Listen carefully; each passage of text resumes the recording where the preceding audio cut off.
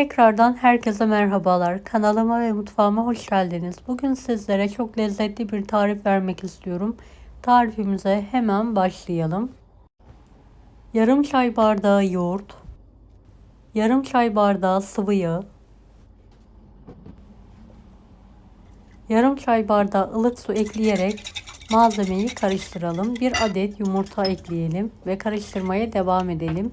Bir fiske tuz, yarım pakette kabartma tozu ekleyelim.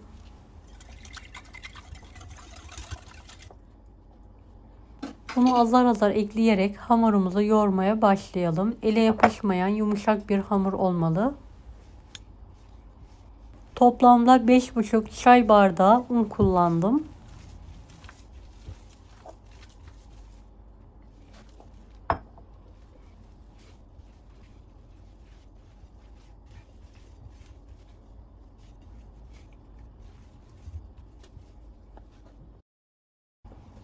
Hamuru toparladıktan sonra tezgah üzerine alıyorum ve yoğurmaya devam ediyorum.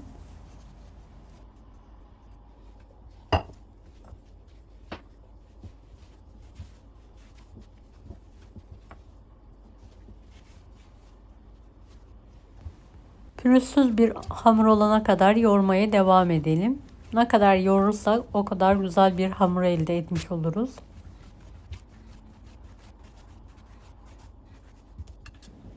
Evet, hamurumuzu 12 eşit bezeye keselim.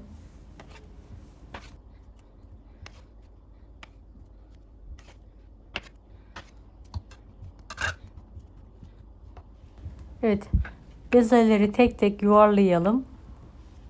Bir tepsiye alalım.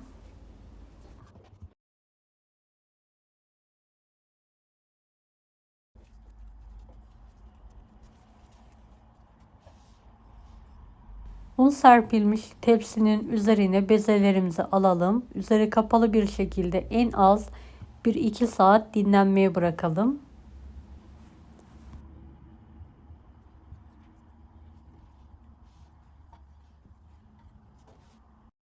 Evet, tekrardan üzerlerine bir miktar un serpiyorum ve dinlendirmeye bırakıyorum artık.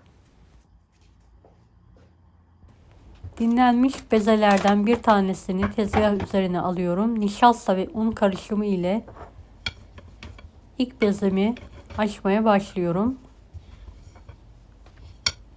Evet, oklava yardımıyla ince olana kadar hamurumuzu açalım. Evet, gördüğünüz gibi çok kolaylıkla açılıyor hamurumuz. Dinlenmiş hamuru kısa sürede açabilirsiniz sizler de.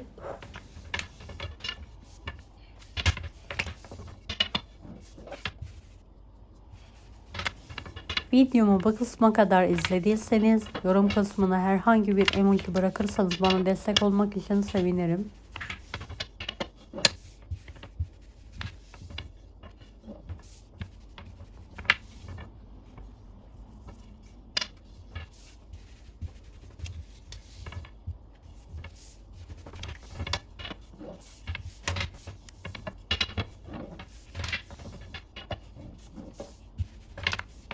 Evet, büyütebildiğimiz kadar büyütelim.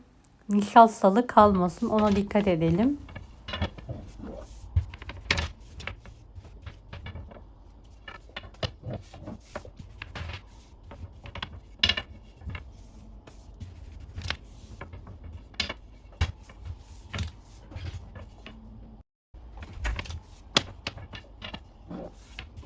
Evet, yufkamı açtım. Yakından da inceliğini sizlere göstermek istiyorum. Ve son bezemi de açıyorum. 12 bezeyi tek tek açtım. Üst üste koyarak kenarda sofra bezi kapatarak kurumamaları için yufkalarımı bu halde muhafaza ettim. Ve ilk açtığım bezeyi tezgah üzerine alıyorum. Üzerine erittiğim saf tereyağını ve sıvı yağ karışımı sürerek her tarafın gelmesini sağlıyorum.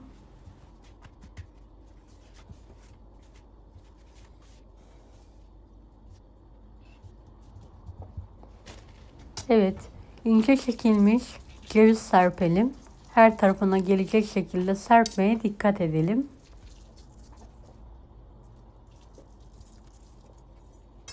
İnce oklavamıza yufkamızı fazla sık olmayacak şekilde saralım. Kenarını katlayarak sarmaya devam edelim. İki tarafından büzdürerek ortada buluşturalım ve oklavayı içinden çıkartalım. Evet, kullandığım yağ miktarını sizlere belirtmek istiyorum. 250 gram saf tereyağı kullandım. 250 gram da sıvı yağ kullandım. İkisini karıştırarak aralarına ve üzerine sürüyorum en son.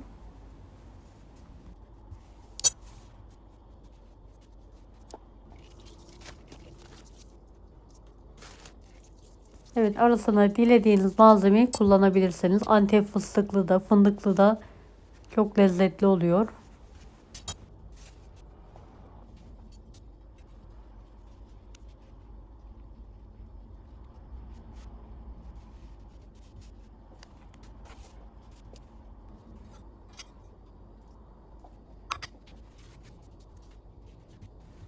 Hem arası hem de üzeri yağlı olduğu için daha kıyır kıyır, daha lezzetli bir baklava elde etmiş oluyoruz.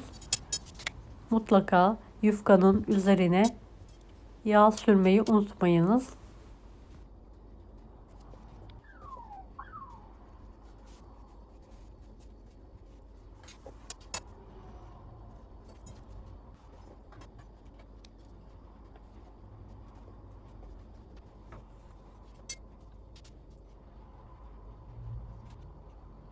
Evet, son yufkalarımı da oklavada büzerek şekil vermeye devam ediyorum.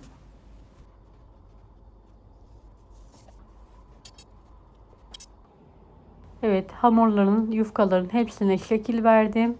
Fırın tepsisine alıyorum artık.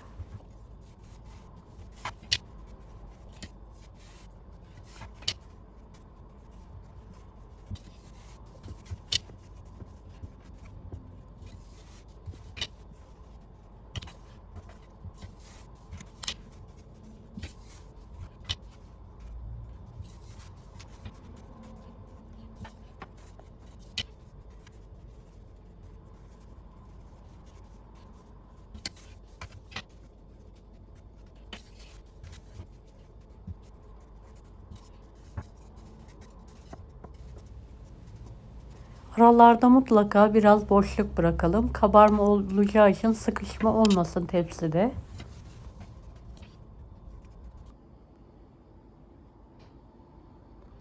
Tatlılarımızın üzerine artık saf tereyağı ve sıvı yağ karışımından her tarafına gelecek şekilde dökelim.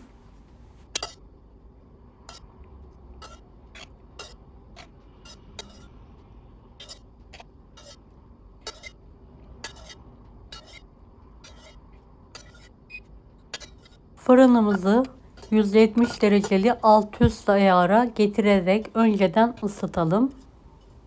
Alt rafına baklava tepsimizi koyalım. Üzerine de bir boy büyük tepsi kapatarak 1 saat pişirmeye bırakalım tepsiyle birlikte. İlk 170 derecede 10 dakika pişiriyoruz. 10 dakika sonra 160 dereceye getirerek 1 saat 160 derecede pişirmeye bırakıyoruz. 1 saat sonra üzerinden tepsiyi alıyoruz. 1 saat sonra ocağa şerbetimizi koyarak hazırlayalım. 4,5 su bardağı sıcak suyun üzerine 4 su bardağı toz şeker ekleyelim. Şeker eriyene kadar karıştıralım. Evet, kaynatmaya bırakalım. Şeker eridikten sonra.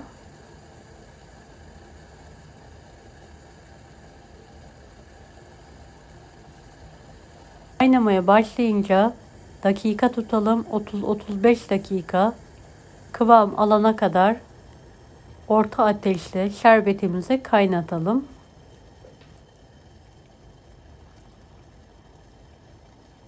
Evet, şöyle 30 dakika sonra 2-3 tane küçük limon tuzu atalım şerbetimize. Bir parça da tereyağı atalım ve karıştıralım.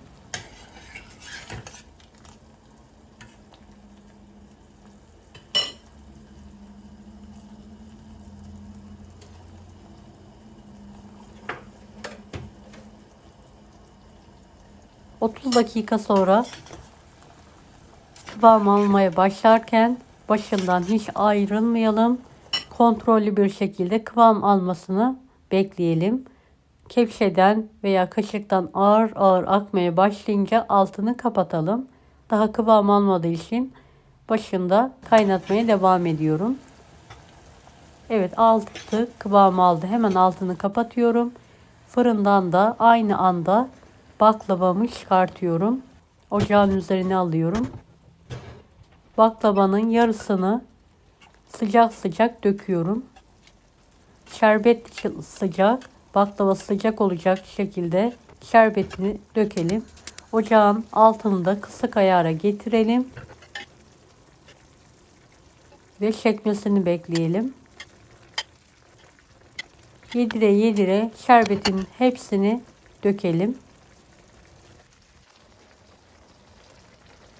Evet, şöyle 1-2 dakika ocağın üzerinde kaynattıktan sonra kapatalım altını ocağın ve şerbetin hepsini döktükten sonra kenara kaldıralım. 1 saat kendi halinde şerbetin çekmesini bekleyelim.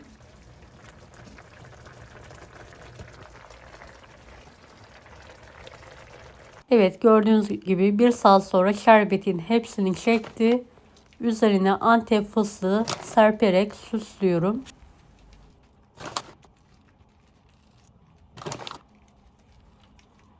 Evet, baklavamız artık hazır gördüğünüz gibi. Hazır baklavalardan hiçbir farkı yok. Hatta çok daha lezzetli bir baklava oldu. Bir hamur kartı ile baklavamı dilimler halinde keserek ikramı hazırlıyorum. Dilediğiniz ebatta baklavanızı kesebilirsiniz. Evet. Dikkatli bir şekilde tepsiden çıkartarak servis tabağına alıyorum. Gördüğünüz gibi muhteşem görünüyor. Lezzeti de o kadar güzel ki anlatamam. Mutlaka sizler de bu tarifi deneyiniz.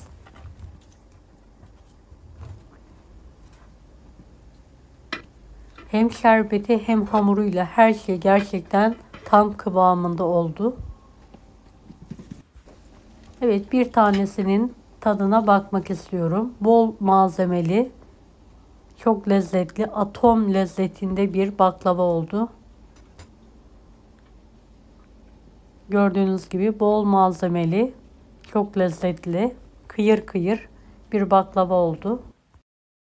Deneyecek olanlara şimdiden kolaylıklar dilerim. Kanalıma ücretsiz abone olmayı unutmayın. Bir dahaki videolarda görüşmek üzere. Allah'a emanet olun. Hoşça kalın. Daha farklı tarifler için bunları da izlemeyi unutmayınız. Afiyet şifa olsun herkese.